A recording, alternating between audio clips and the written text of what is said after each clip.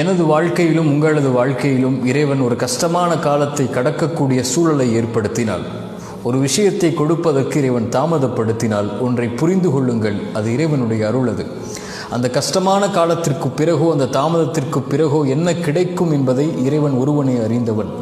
நம்மை பொறுத்தவரை காத்திருப்பு மட்டும்தான் நம்மால் முடியும். இறைவன் நோயை கொடுத்தால் தான் சுகத்தை கொடுக்க முடியும். இறைவன் கஷ்டத்தை கொடுத்தால் தான் இன்பத்தை உணர முடியும். வழியை கொடுத்தால் தான் அந்த வழி மறைந்ததற்கு பிறகு வரக்கூடிய மகிழ்வை அனுபவிக்க முடியும். உலகத்தில் இருள் வந்தால் எப்படி வெளிச்சம் வருமோ அதுபோன்று சிரமங்களும் கஷ்டங்களும் வந்தால்தான் அதற்கு பிறகு வரக்கூடிய நிலைமை இன்பமாக மகிழ்ச்சியாக மாறும். காரியங்கள் அனைத்தையும் அவன்தான் நிர்வகிக்கிறான். எல்லா பொருளின் மீதும் அவன்தான் ஆற்றல் உள்ளவனாக இருக்கிறான். அவனை சார்ந்திருந்து அவன் கொடுக்கக்கூடிய விஷயத்தை கஷ்டத்திற்கு பிறகு காத்திருந்து பெற்றுக்கொண்டால் அதைவிட உலகத்தில் பெறக்கூடிய வெகுமதி எதுவும் இருக்க முடியாது.